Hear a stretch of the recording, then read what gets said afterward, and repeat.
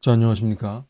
라틴 아메리카 경제 수업을 맡고 있는 최명호입니다. 아마, 이게 이제 제가 맡은 마지막 수업이 될 텐데, 어떻게 하는 것이 가장 좋은 수업일까 고민을 좀 했습니다.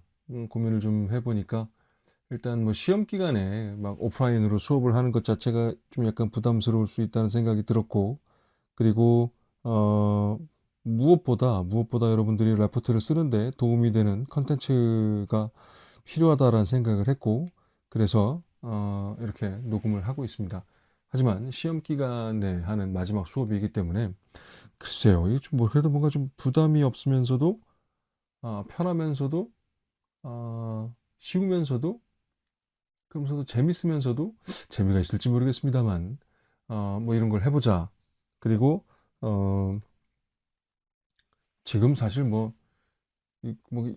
뭐 편하고 쉽고 뭐 이런 말씀 드렸습니다만 북한이 우크라이나 러시아 전쟁에 참전을 한다고 얘기를 하고 있고 그 다음에 뭐 중동에서 또 화약고가 불타고 있고 지금 현재 어떤 상황이 어떻게 될지 내일 또 어떤 뉴스가 어떻게 퍼질지 사실 뭐 한치 앞을 알 수 없는 상황이긴 합니다. 우리나라 정치 경제도 마찬가지고 그래서 이런 시기에 사실 그 뭐랄까요 기성세대로서 여러분들에게 항상 좀 미안한 마음을 갖게 되는데 어, 참 그 뭐라고 말을 하기가 좀 어렵습니다. 무슨 일이 일어나도 이상하지 않을 때죠.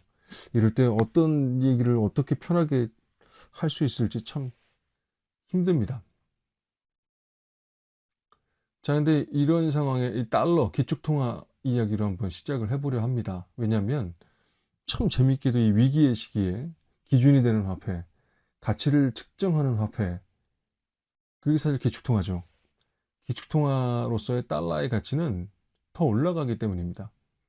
위기 때도 올라가고 화랑기 때도 올라가고 거의 뭐 불패의 신화, 윤전기를 돌리면 된다라고 하는 그 이 달러의 모순 혹은 달러의 역설 뭐 이런 거 한번 이야기를 해보겠습니다.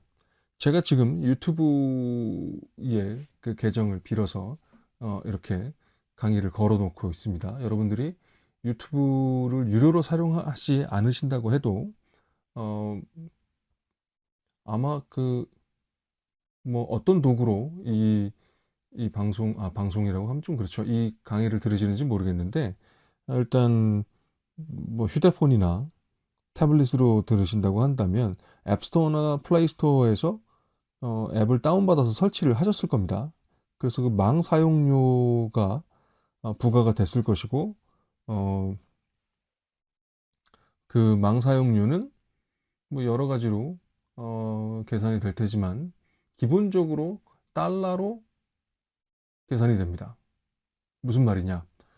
플랫폼을 예를 들면 더 쉽습니다. 예를 들어서 넷플릭스나 디즈니 플러스 같은 서비스를 이용한다.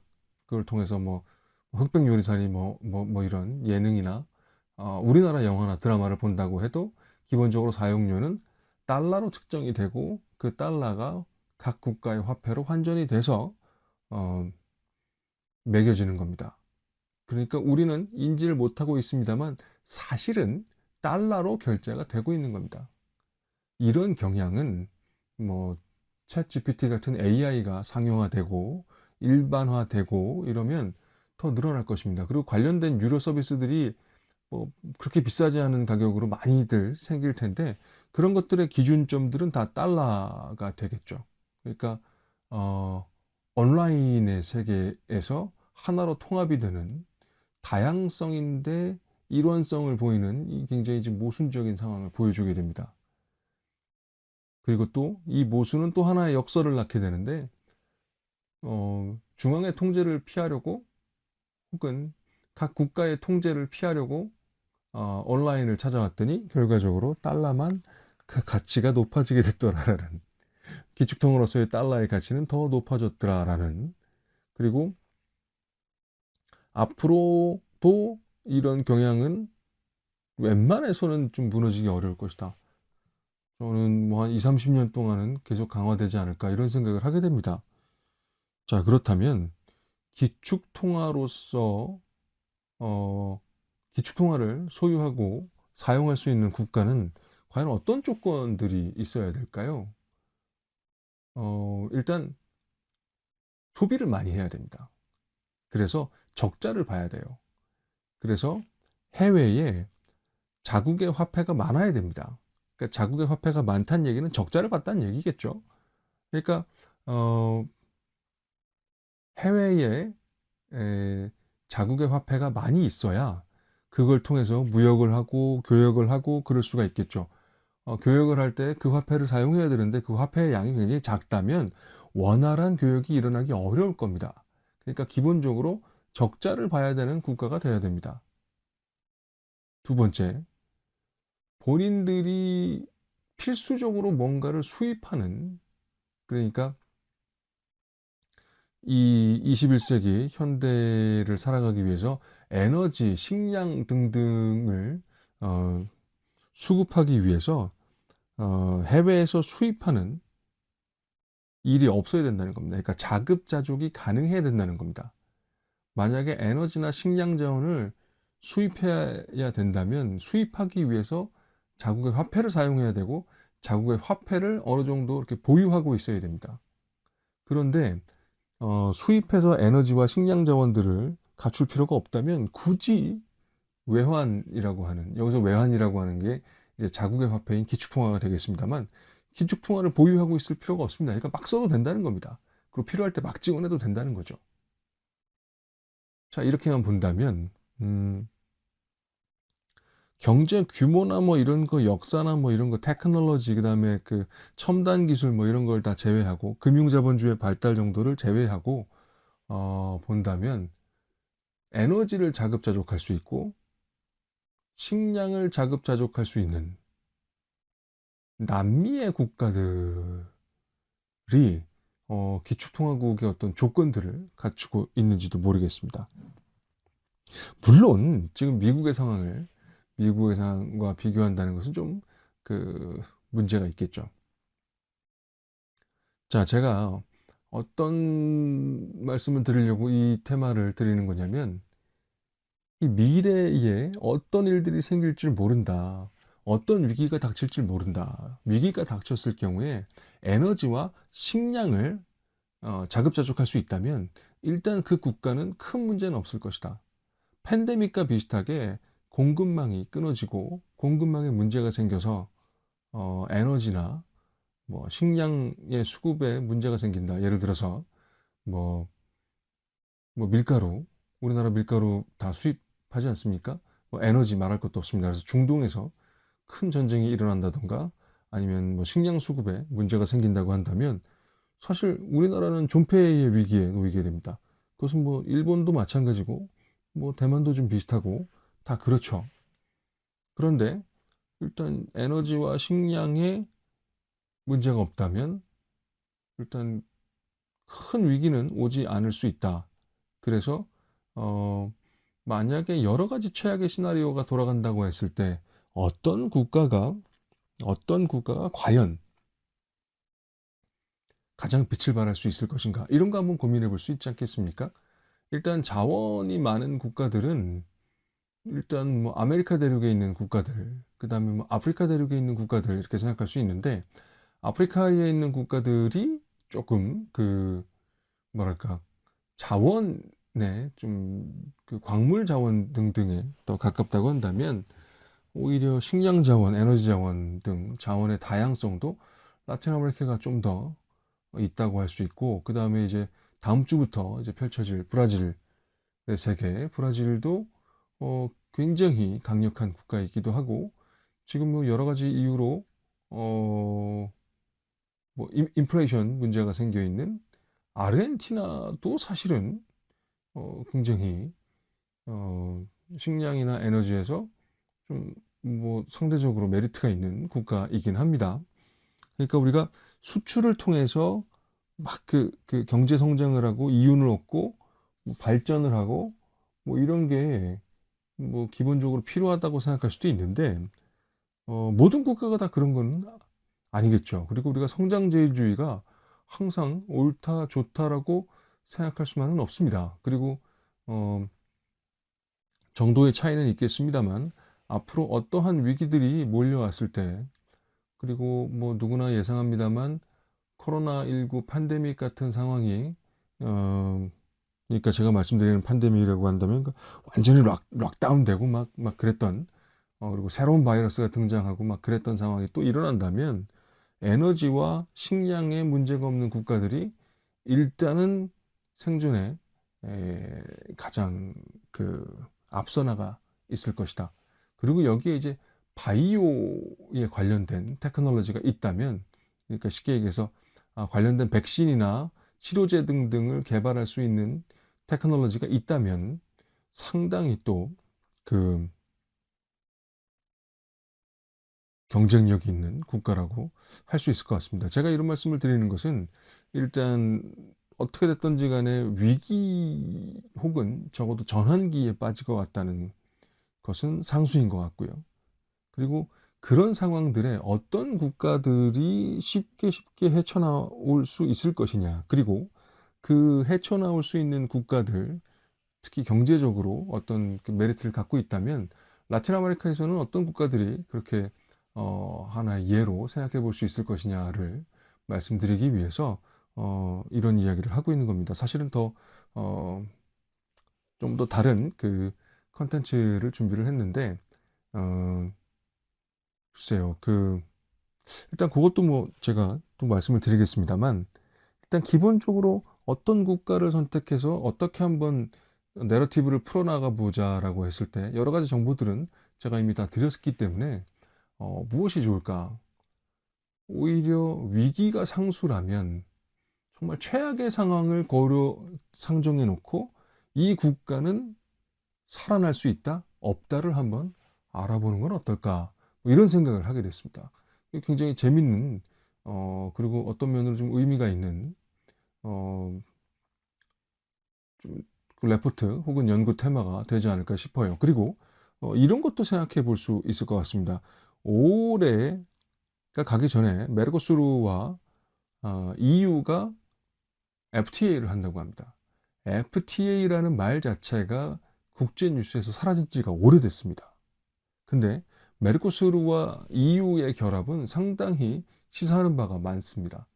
물론 뭐 거기에 뭐 시장이 어떻고 뭐 인구가 어떻고 뭐 서로 물건을 팔고 안 팔고 뭐 이런 문제가 많이 아니라 제가 볼 때는 어떤 류의 히든 카드들, 어떤 류의 대안들, 예를 들어서 미국의 어떤 부분을 대체할 수 있는 EU의 어떤 부분들, 뭐 이걸 다 구체적으로 다 설명을 드리진 않겠습니다만, 그리고 미국의 어떤 부분을 대체할 수 있는 메르코스루의 어떤 부분들, 예를 들어서 러시아에서 에너지 수급에 문제가 생겨서 굉장히 비싼 가격을 지불하면서 L, L, LNG 선을 또 만들고 뭐 에너지 수급을 위해서 EU가 돈을 많이 썼습니다. 그런데 그런 것에 대한 대안이 있는가?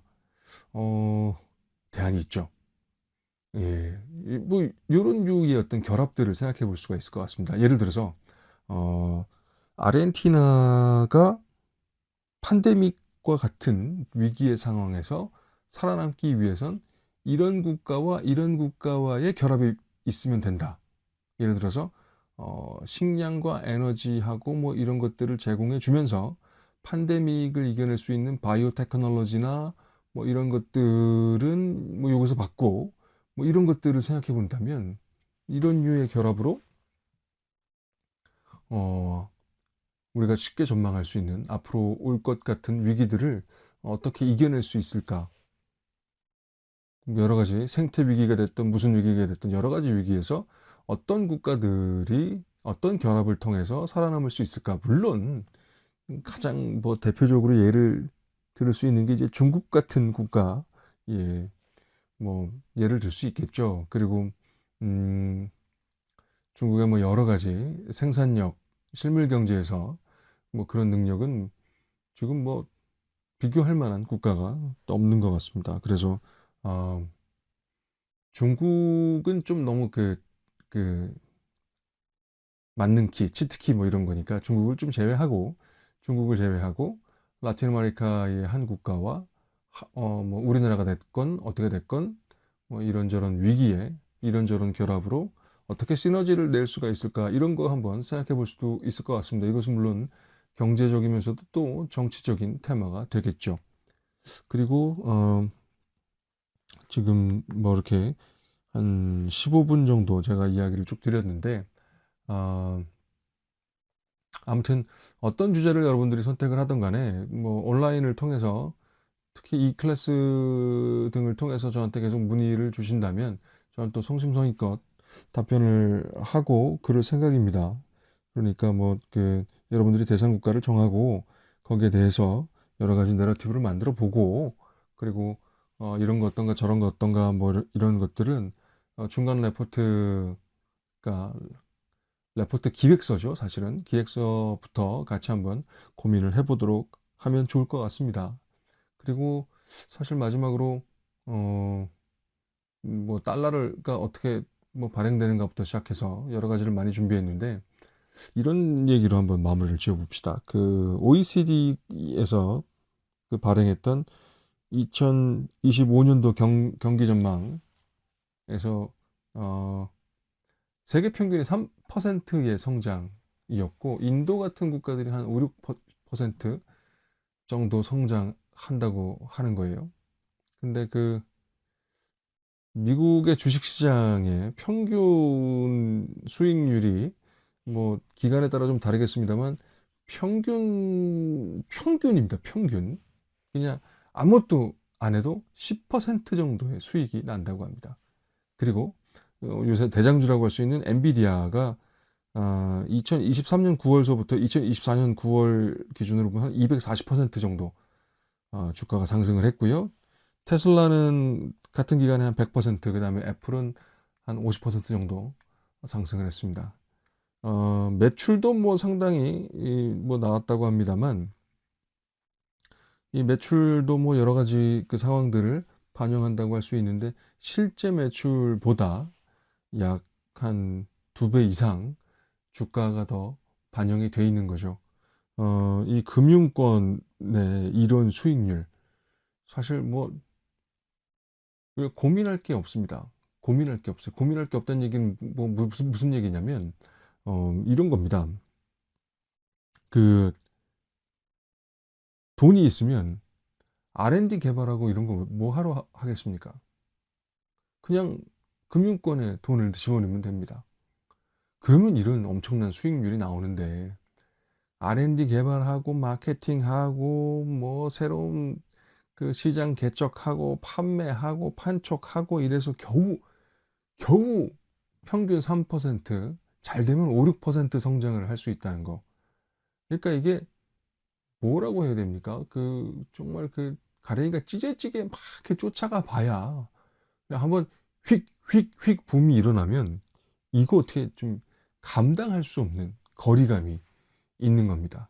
그러니까 실물 경제와 이, 이 금융, 특히 미국 주식 시장과의 어떤 이 간극, 물론 그렇다고 해서 여기 나쁜 점만 있는 건 아닙니다. 예를 들어서 연기금들, 우리나라를 비롯해서 다양한 국가들의 연기금들이 미국의 주식시장에 들어가 있고 그 얘기는 많은 사람들의 노후를 책임지는 것이 어디다? 바로 미국의 주식시장이라는 겁니다. 그러니까 이 주식시장이 뭐 붕괴된 거나 이런 것은 또 하나의 어떤 그 지옥을 얘기하는 게 될 수도 있습니다. 그래서 지금 이것을 뭐 어떻게 처리해야 된다라거나 음, 어떻게 봐야 된다라는 얘기를 드리는 것은 아니고 이것은 뭐 우리가 다음에 또 기회가 있으면 이런 얘기를 한번 더 해보고 어, 지금 말씀드리는 것은 실물 경제와 이 금융권의 이 간극 그리고 이 자본이 계속 이렇게 미국의 주식시장으로 몰릴 수밖에 없고 그리고 이것은 동시에 또 달러를 강화할 수밖에 없는 기축통화로서 달러를 강화할 수밖에 없는 하나의 굉장히 강력한 무기가 된다. 그리고 어, 마지막으로 이런 것들은 한번 생각을 해봤으면 좋겠습니다. 브라튼 우주 체제에서 달러의 가치는 금이 담보하고 있었습니다. 달러가 금이고 금이 달러였습니다. 그 다음에 달러는 어디에 패깅이 돼 있었습니까? 원유에 패깅이 돼 있었습니다. 자, 그리고 나서 달러는 어디에 또 패깅이 돼 있었을까요? 뭐 여러 가지를 생각할 수 있는데 일단 중국의 위안과 달러가 한때 동거와 같은 거의 제 기억으로는 1달러가 8위안이었나? 아무튼 이렇게 아무튼 딱 이렇게 거의 고정 환율로 패깅돼 있던 때가 있었습니다. 그리고 지금은 이제 아마도 반도체와 달러의 가치가 혹은 어떤 화폐와 첨단 반도체가 서로 배경될 수 있느냐. 이런 것도 한번 우리가 생각해 볼 만한 주제가 되는 것 같습니다. 자, 아무튼 그 실물 경제, 그 다음에 그 금융 자본주의 뭐 이런 얘기를 한번 생각해 볼 만한 이야기고, 우리는 실제 레포트를 위해서는 지금 뭐 예상할 수 있는 수많은 위기들을 기본값으로 놓고 상수로 놓고 어떤 국가가 과연 살아남을 수 있을 것인가. 일단 기본적으로 기축통화국의 조건들이 여기에 인용될 수 있을 것 같다라는 생각이 듭니다. 그러니까 어, 에너지와 식량을 자급자족할 수 있다면, 그리고 어떤 연합을 통해서 식량과 에너지를 서로 자급자족할 수 있다면, 그리고 어, 이런 것들이 하나의 블럭이 될 수 있다면, 뭐 이런 것들을 생각해 볼 수 있을 것 같습니다. 자, 아무튼 중간고사 기간인데 이렇게 뭐 길게 하는 게 큰 의미는 없을 것 같고, 어, 재밌게 한다고 했는데 사실 뭐 얼마나 재미가 있었는지 모르겠습니다. 일단 여러분들이 레포트를 써야 되기 때문에 레포트를 써야 한다는 것을 기본으로 해서 좀 도움을 드리기 위해서 여러 가지 얘기를 해봤습니다. 여러 가지 얘기를 해봤는데, 어, 뭐, 오늘 이 강의를 마지막으로 끝나는 것이 아니기 때문에 여러분들 뭐 한번, 예, 계속 서로 연락을 하면서, 예, 잘 한번, 좋은 레포트로 발전을 시켜봤으면 좋겠습니다. 그리고, 앞으로 또 새롭게 저라는 스타일이 좀 많이 다를 것으로 보이는데, 이미정 선생님하고도 좋은 수업, 예, 받으셨으면 좋겠습니다. 감사합니다.